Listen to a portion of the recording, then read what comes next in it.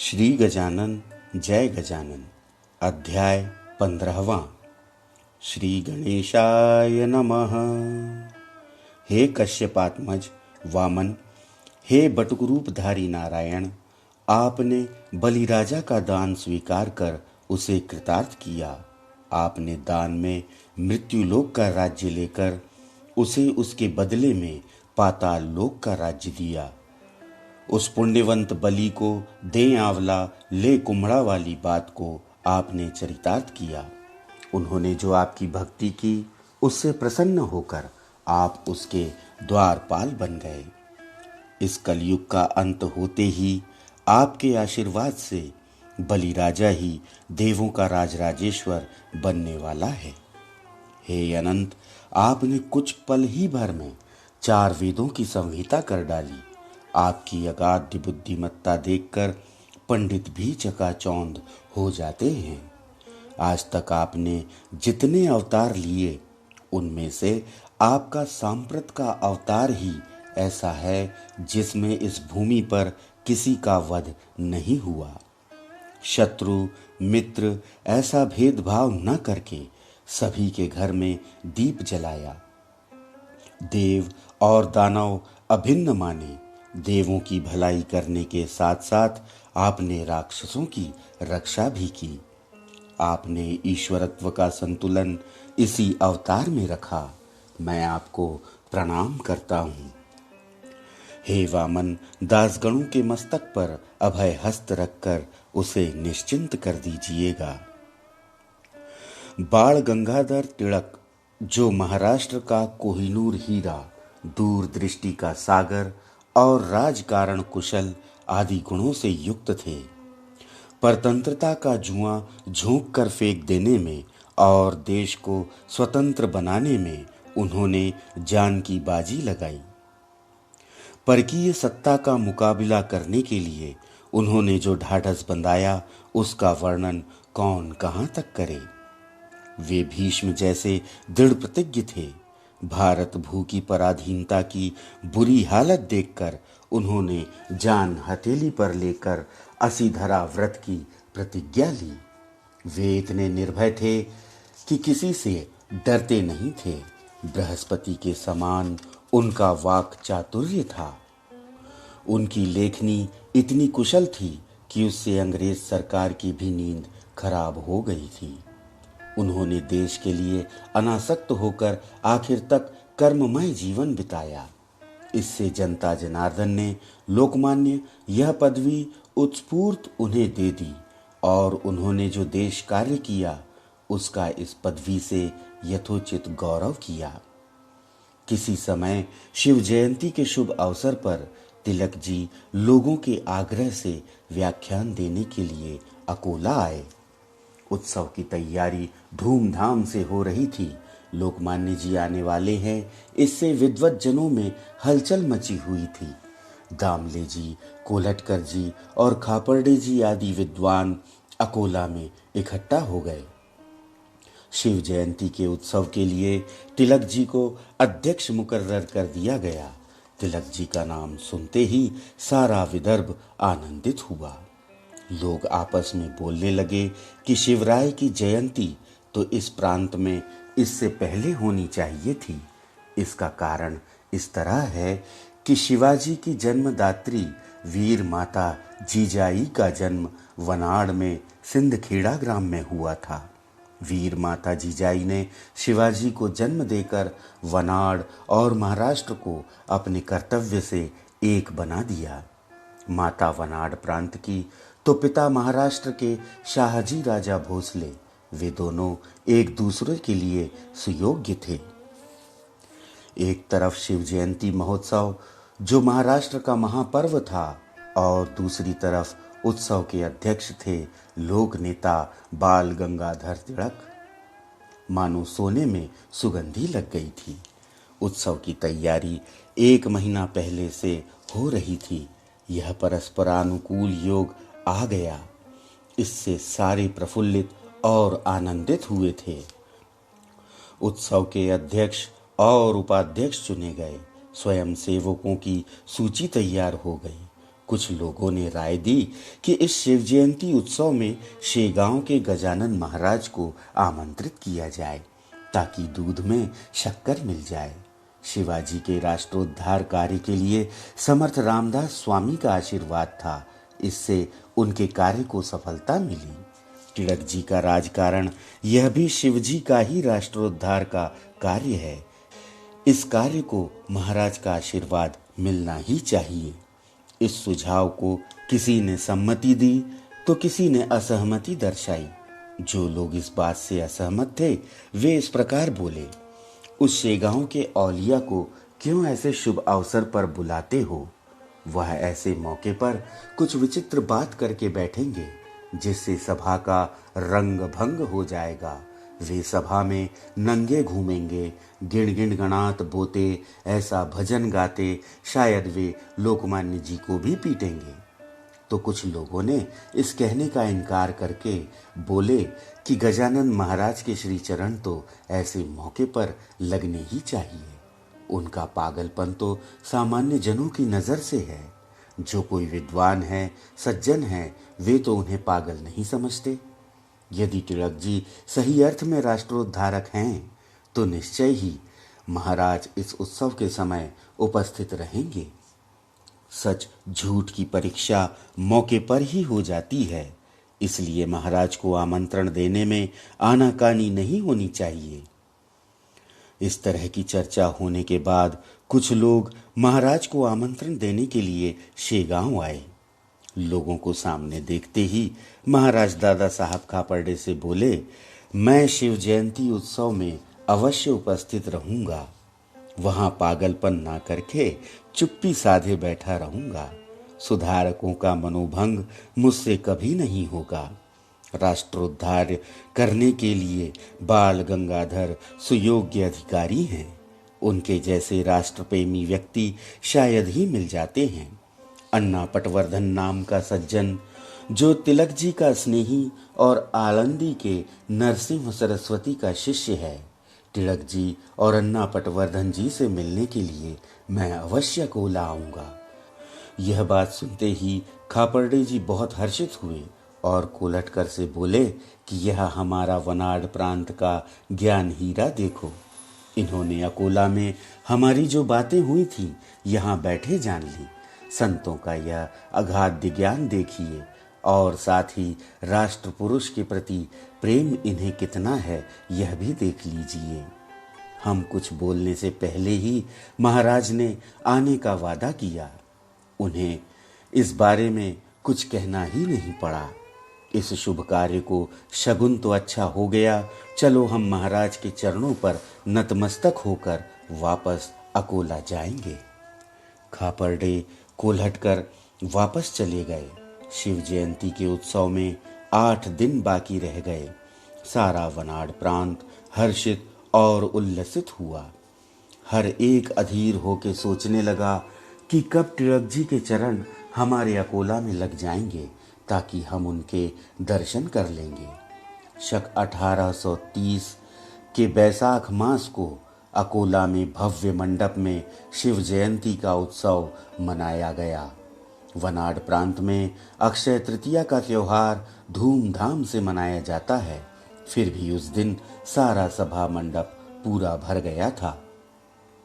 अक्षय तृतीया को उत्सव का आखिरी दिन था, इसलिए लोकमान्य जी को देखने के लिए दूर दूर से लोग आए थे। लोगों को इस बात की खबर थी कि महाराज भी इस शुभ मौके पर आने वाले हैं। इसी से सभा मंडप पूरा भर गया। हर एक की आंखें महाराज के शुभागमन की ओर लगी थीं। वे आपस में बोल रहे थे कि महाराज अब तक क्यों नहीं आए, लेकिन महाराज पहले से ही मंडप में उपस्थित थे।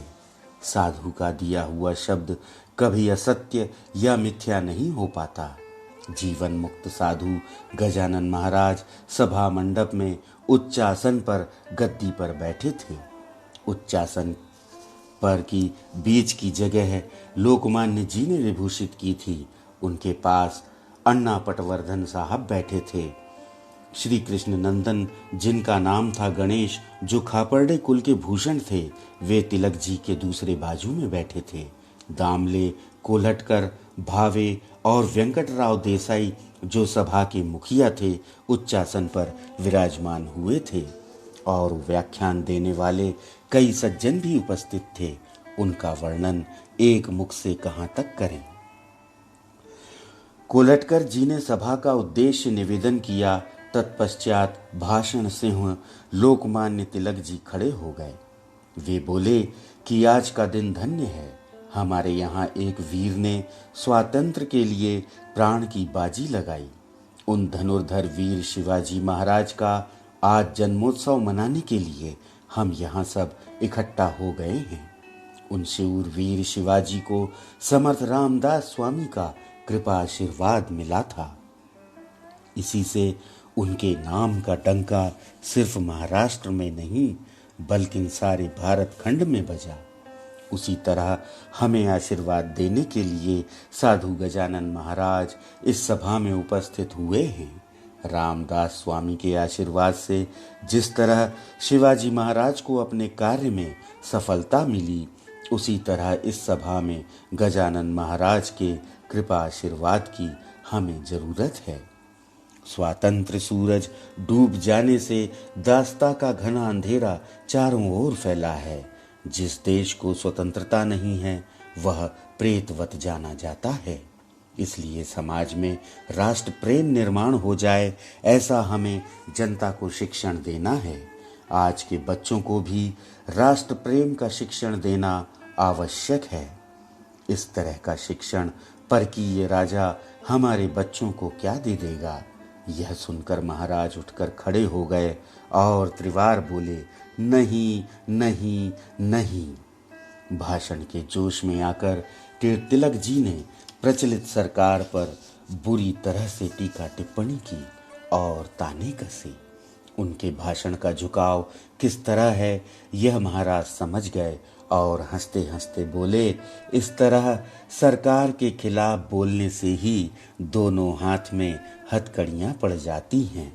इतना कहकर महाराज अपना प्यारा भजन गिण गिण गणात बोते गाने लगे। सभा बाद में निर्विघ्न रूप से संपन्न हुई।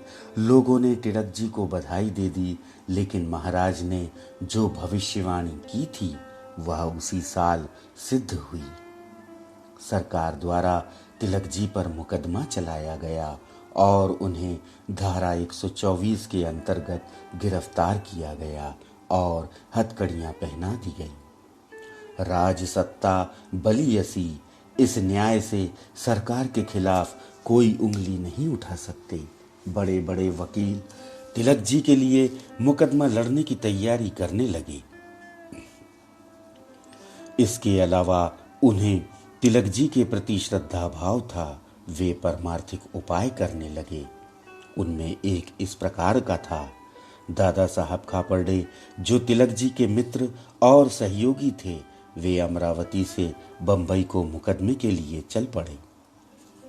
अकोला स्टेशन पर वे कोल्हटकर जी से इस प्रकार बोले, आप तुरंत महाराज के पास शेगांव पहुंच जाइए और उनसे प्रार्थना कीजिए कि तिलक जी को संकट से मुक्त करें। देश पर आपत्ति छा गई है। मैं खुद ही शेगांव जाना चाहता था, पर अब मुझे बंबई जाना नितांत जरूरी हो गया है। इसलिए आप शेगांव जाकर महाराज से विनती कीजिए। तुरंत तिलक भक्त कोल्हटकर जी गाड़ी में बैठ गए और शेगांव में महाराज के पास आ गए। उसी वक्त महाराज शयन पर सो गए थे। 3 दिन हो गए फिर भी उठे नहीं। तब तक कोल्हटकर जी मठ में ही बैठे रहे, वापस जाने का नाम न लेते थे। तिलक जी के प्रति उन्हें श्रद्धा थी, इससे वे महाराज जब तक जग न जाएं तब तक वहां अड्डा जमा के बैठे। मराठी भाषा में एक कहावत है, अग्नि के बिना आंच नहीं और माया ममता बगैर आंसू नहीं। चौथे दिन महाराज जाग गए और कोल्हटकर से बोले कि इस मामले में तुम लोग चाहे कितना भी प्रयत्न करो पर सफलता नहीं मिलेगी। अरे, छत्रपति शिवाजी पर समर्थ रामदास स्वामी का वरद हस्त होने पर भी बादशाह ने उन्हें कैद किया। सज्जन और वीरों को तकलीफें हुए बगैर राज्य क्रांति नहीं हो पाती। इसके बारे में कंस का इतिहास ध्यान में लाओ। मैं ज्वार की रोटी दे देता हूँ, वह तिलक जी को बिना संदेह खिलाओ। वह खाने से उनसे एक महान कार्य भविष्य में सिद्ध होने वाला है। वे तो हमसे दूर जाने वाले हैं, पर इसका कोई इलाज नहीं है। महाराज का यह कहना सुनकर कोलटकर जी मन में शंकित हो गए। रोटी लेकर महाराज को वंदन किया। बाद में बंबई आकर तिलक जी को रोटी दे दी और सारा वृत्तांत कथन किया। वह सुनकर उपस्थितों से तिलक जी हंसते हंसते बोले कि महाराज के कथन में जरूर कोई राज है, क्योंकि अंतर्ज्ञानी जो ठहरे, हम जो कोशिश कर रहे हैं उसमें सफलता शायद ही मिल जाएगी, क्योंकि अपने समर्थन की पूर्ति में सरकार कुछ भी अच्छी बुरी बातें कर देती है। जब कोई स्वार्थ नहीं रहता तब ही न्यायदान की बात सामने आती है। यह तो दुनिया का दस्तूर होता है। मेरे हाथ से एक महान कार्य होने वाला है। महाराज की इस अमृतवाणी में जरूर कोई संकेत होगा, क्योंकि सिद्ध योगी भूत, भविष्य और वर्तमान जानते हैं। हम तो सामान्य आदमी जो ठहरे, देखेंगे भविष्य में क्या सच निकलता है। कोल्हटकर जी ने तिलक जी को जो रोटी दे दी थी, उन्होंने वह चबा चबा कर खा डाली। उन्हें दांत नहीं थे, फिर भी महाराज का दिया हुआ प्रसाद उन्होंने ग्रहण किया। तिलक जी को 6 साल की सजा हुई और मंडाले के कारावास में भेजा गया। वहीं भागवत गीता पर समीक्षात्मक ग्रंथ गीता रहस्य उनसे लिखा गया। वही महान कार्य सिद्ध हुआ जिससे जगत गुरु शंकराचार्य के समान उन्हें सम्मान मिला। इस गीता शास्त्र पर अनेक टीका टिप्पणियां हो गई हैं। उनके बारे में कहना नामुमकिन है, क्योंकि दासगणों में उतनी क्षमता नहीं है। सज्जनों, काल गति के अनुसार हर एक आचार्य ने जगदुद्धार करने के लिए भगवत गीता का अर्थ लगाया। एक ही गीता का अर्थ किसी ने अद्वैत पर लगाया, किसी ने द्वैत पर लगाया, तो किसी ने कर्म पर लगाया। तिलक जी ने कर्म योग का मार्ग श्रेयस्कर बताया और यही उनके हाथ से महान कार्य हो गया। उनके मत से कर्मयोग ही सबसे श्रेष्ठ है। इस ग्रंथ से ही बाल गंगाधर जब तक अक्षर वाम्य इस दुनिया में रहेगा तब तक अमर रहेंगे। उनके प्रयत्न से स्वातंत्र्य मिलने में सुविधा हो गई। यह बात सच होकर भी गीता रहस्य लिखने से वे अजर अमर हो गए। स्वातंत्र्य तो कभी मिलता है तो कभी गंवाना पड़ता है, इसमें कोई बड़ी बात नहीं है। यह तो लौकिक व्यवहार की बात हुई। गीता शास्त्र की तो अलग ही बात है, उससे मोक्ष पद मिलता है। फिर भी उसमें जो चिरंतन सत्य बतलाया है उससे समाज ठीक तरह से चलने में मदद मिलती है। यावत चंद्र दिवाकर लोकमान्य बाल गंगाधर तिलक जी कीर्ति रूप में निरंतर चिरंजीवी रहेंगे। अस्तु।